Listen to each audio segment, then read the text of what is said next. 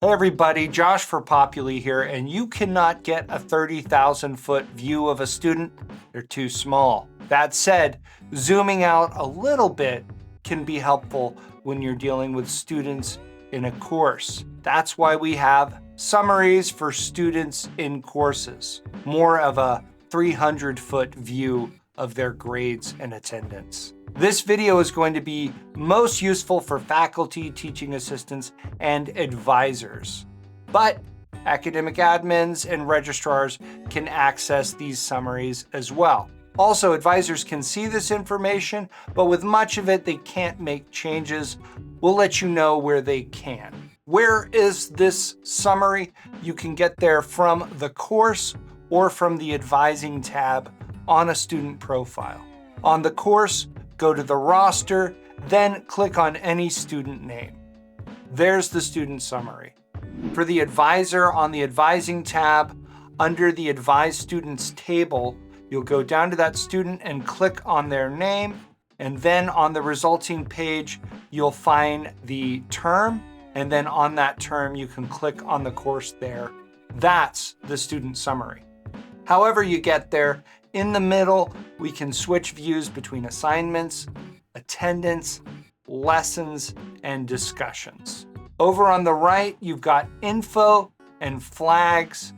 Also, we've got the student's grade and attendance scores over there too. And the actions button up here.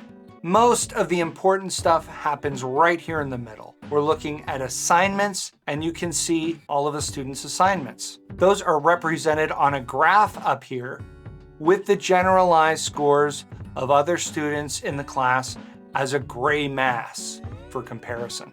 But then below that, we have a table with all of the assignments in the course listed out, with the value of the assignment in the course and allotted points. If a student has submitted work or otherwise completed an assignment, they'll get a check mark over on the left here. Looking back over on the points and grade columns, you can see which assignments have been graded and which have not. Then we have the final grade down at the bottom. That grade represents only the assignments that have been graded, so it's final in the sense that if you excuse the currently ungraded assignments, this is what the student would get. The assignment names are all links, so if you click any of them, you'll be taken to this student's instance of that assignment.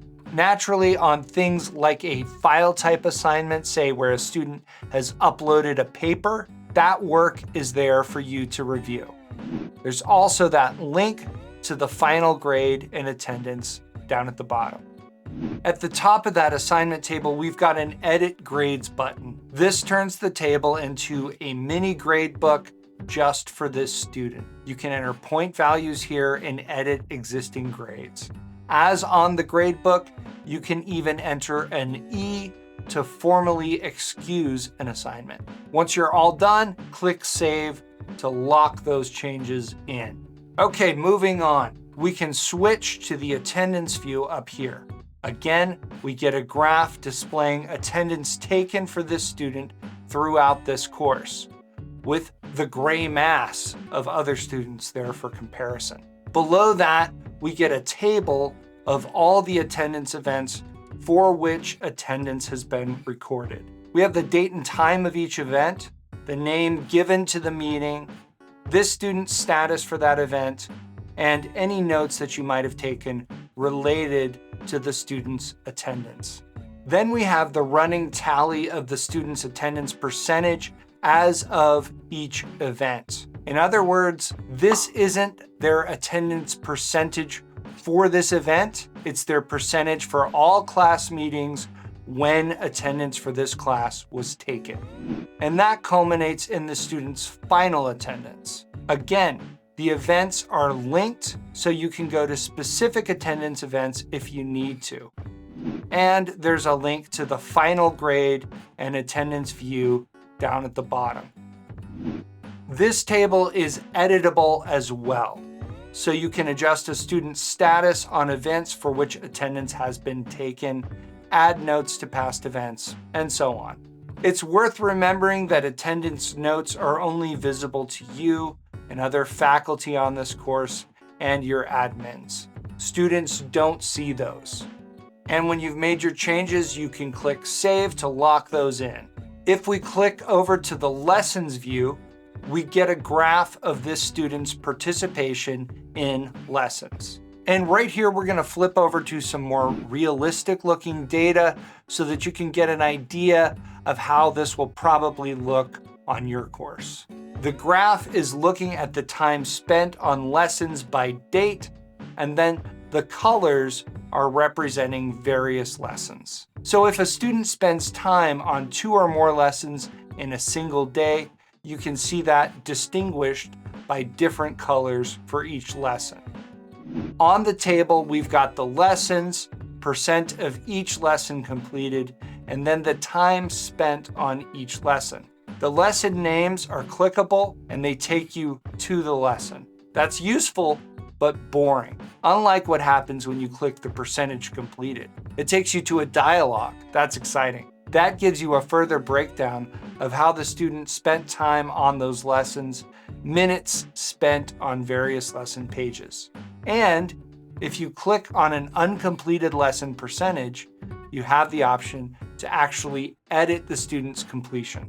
For instance, if on the second page of a lesson, you required that a paper be submitted and for some reason the student didn't submit the paper there and instead handed in a physical copy of a paper to you, but you're gonna call it good anyway, you can edit that, complete the lesson for them, and then save your changes to lock in that edit, never let it go. Hopping over to discussions, where we're gonna cut over to a better example, the graph shows us number of words posted in discussions, either in comments or replies by date.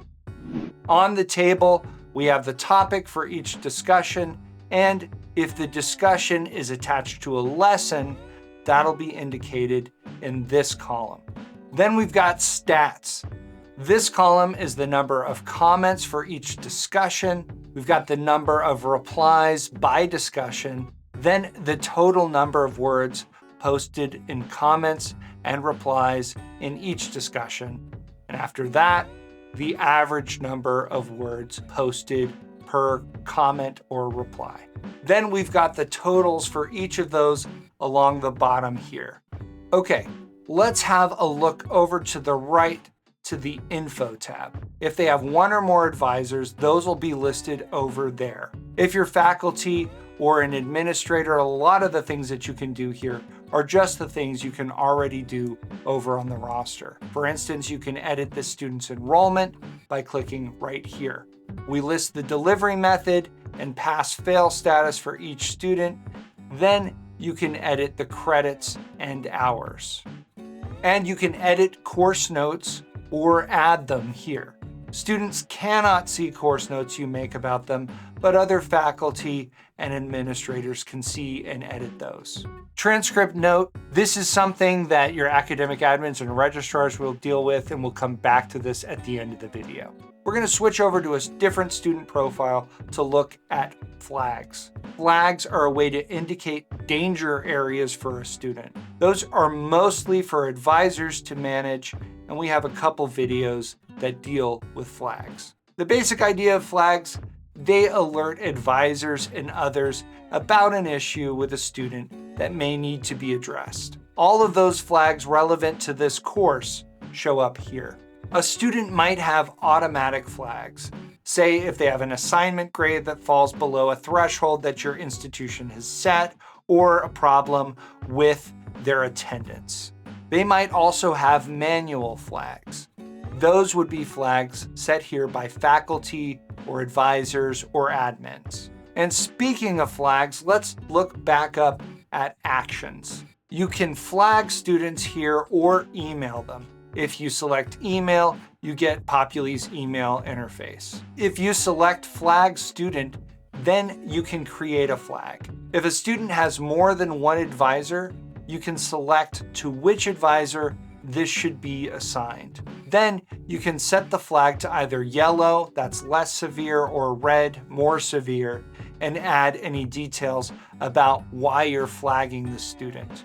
Also, we call it yellow, but let's be honest, it's on the cusp of orange. It's a pumpkin's breath away from being orange. Anyway, some flags you can resolve or edit. Resolving the flag archives it essentially. Different roles relate to flags in different ways. Faculty and teaching assistants can add flags to students on their courses. And if they've added a flag, they can resolve or edit it. They can see flags for students that are added automatically or manually on their courses, but don't see flags about that student that relate to other courses. Advisors will be able to see and resolve flags added manually by anyone on the course. Also, for all roles, there's a distinction between automatic and manual flags. Automatic flags are not manually resolvable, and manually added flags are. Okay, we said we'd go back and look at that transcript note, so we're going back to the student course summary, and the transcript note here can only be managed by either academic admins or registrars on your instance. Transcript notes are a way for you to pass notes along about a student on a course to their transcript. Students can see this note. They can even see the note if you click Hidden. Clicking Hidden just means that if transcript comments are set to show up on student transcripts, this comment won't be included. We've got a great article in the knowledge base about the student course summary. Also, back there with the flags, I feel like I don't want to set a bad example. I created a situation where a hypothetical administrator or faculty at a college said that a hypothetical student was weird and odd, and they made flags about that. That's not good. I don't want anyone to get the wrong idea. I don't think that flags should be used to vaguely insult students. And Gabe, if there's something you can do to rebuke me in some way, make me even uglier if that's possible, make my eyes even smaller, I don't know, make me look like a mean clown, I don't know. Wow.